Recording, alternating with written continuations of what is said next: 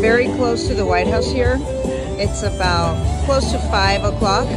No one is buying any Trump gear. It's really sad. Cole, I want you to get off the shot of me and look down below. JB Rudigerram is going to show you what 20,000 people in the streets of downtown Los Angeles looks like. I'm on the 26th floor of Los Angeles City Hall on the Tom Bradley observation deck. Mayor Karen Bass says tens of thousands of people have mobilized peacefully to the streets of Los Angeles in opposition to that military protest in Washington, D.C. that you just mentioned, but also to the ongoing ICE raids that have been taking place here in the Los Angeles area over the course of the last week. How weak do you have to be to commandeer the military to fet you on your birthday in a vulgar display of weakness? That's Donald Trump. As Governor Newsom said before the thing even started, this is as small as it gets. Sheer weakness masquerading as strength. In response to this military event. Do it peacefully. It's a vulgar display. It's the kind of thing you see Kim Jong-un, you see it Putin, you see it with dictators around the world that are weak and just want to demonstrate strength. Weakness masquerading as strength. To fet the dear leader on his birthday, what an embarrassment. Honestly, that's about as small as it gets. How weak. That's Donald Trump.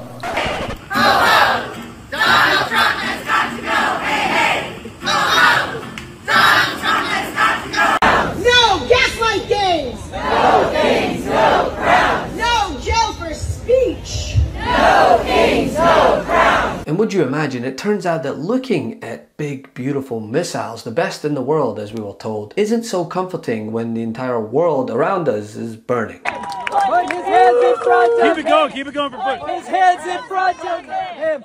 Put his hands in front of him. Put his hands in front of him. Put his hands in front of him. Put his hands in front of him. Put his hands in front of him. Put his hands in front of him. Right here, if this continues, LA's not going to let it go. We are here. They have to realize that no one came to this country. Country came to us. We are here. We're not going anywhere. Okay? We serve this country right here.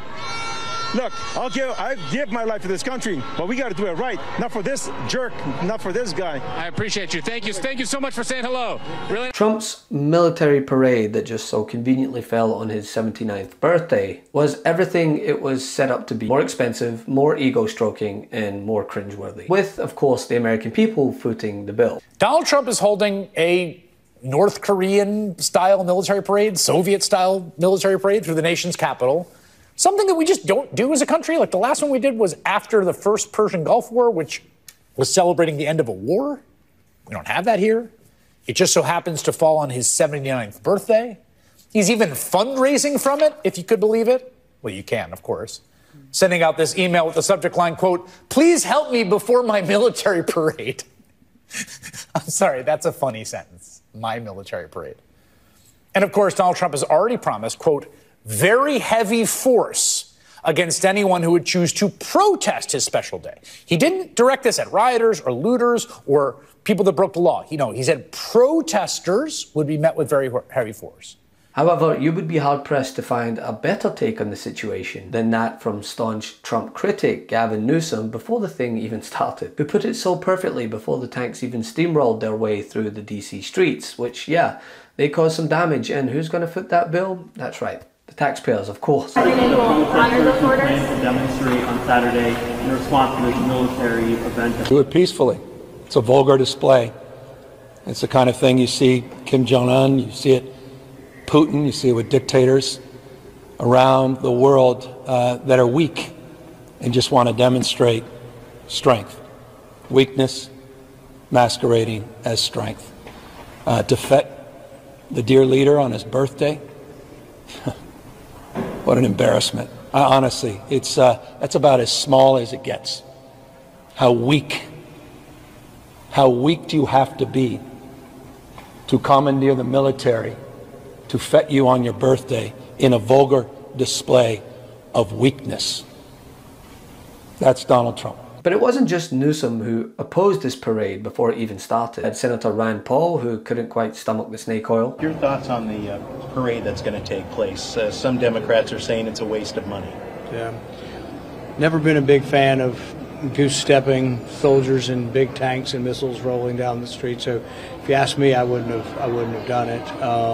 I'm not sure what the actual expense of it is, but I'm not really, we were always different than, the images you saw of the Soviet Union and North Korea. We were proud not to be that.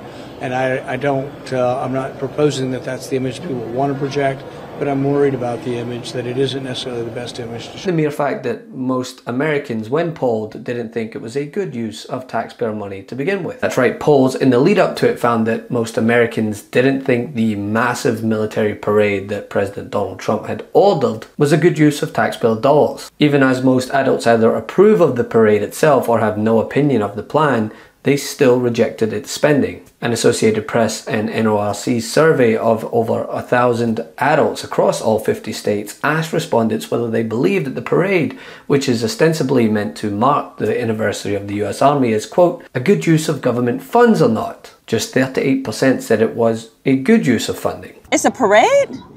And it's $25 million? Parades with military equipment, heavy tanks, artillery, those things cause damage.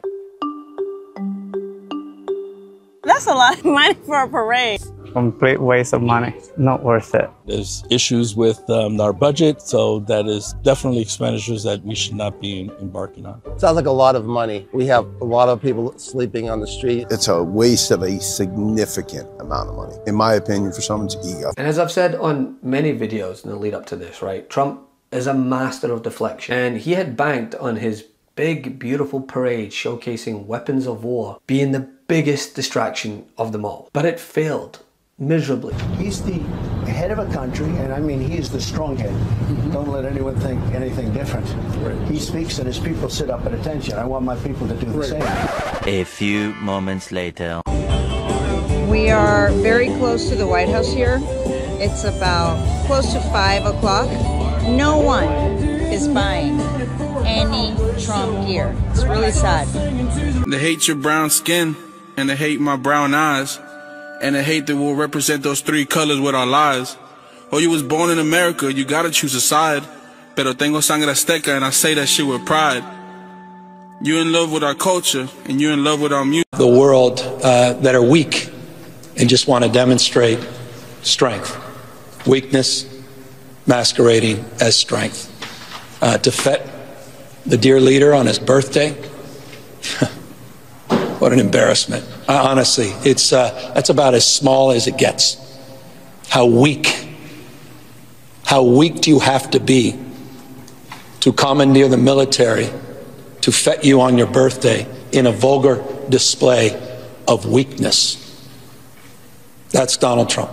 Not only was the pushback exactly what we'd come to expect, considering the sheer amount of counter-protests that were predicted to take place, and did. If this turns into another summer of unrest, what are you prepared to do, sir? About what? If this turns, well, the protests have spread now to 16 cities across the U.S. If this turns in... That's what you're saying. Do I believe you? I don't think so. Well, I got that from the Fox News Green Room. What we have is a situation in Los Angeles that was caused by gross incompetence. They didn't have the police to handle it. The police were asking us to come in. They were very late. We had to go in to save a lot of ICE officers, as you know, who were held up. They were holed up in a building, and they were being attacked. And the military went in, the National Guard went in and got them. The police weren't able, unfortunately, to move fast enough, but we moved fast. But all in all, it did nothing to deflect from how poor of a job he's doing, both in foreign policy and at home. And I hope by tomorrow there'll be a clip of Harry Enton saying what he tweeted before we came on here. This is definitely one of Trump's worst polls. Just horrible across the board. Net approval minus 16 points. Oof. Opposition to the big, beautiful bill. Just bad stuff all around. So this narrative that everything is going so well for Donald Trump is not backed up by the reality on the ground. The footage, it looks bad. I'd be scared to be in the middle of it 100%. But it doesn't mean that the American people, including Latinos, who, by the way, his approval has completely plummeted with, aren't seeing how mismanaged this immigration system is, the way that Trump and co are doing it. We have an escalated war with Israel and Iran, despite Trump saying this about Obama in the past. Our president will start a war with Iran because he has absolutely no ability to negotiate. He's weak and he's ineffective. And let's not forget that he warned that Kamala Harris would be the candidate of endless wars in the lead up to the election. And also, speaking of wars, we have an unresolved war still between Ukraine and Russia that Trump predicted he would end within 24 hours when elected. And on home soil, a majority of Americans oppose of his handling of the economy, his big, beautiful bill, and even immigration, an issue that he notoriously polls well on. He's underwater. And that is the reality here. He's failing, and no amount of tanks or soldiers marching to the tune of "My God, is this North Korea" can distract from that. The truth is more important than ever. Check out our new Truth Over Lies collection at store.MeidasTouch.com. All 100% USA union made.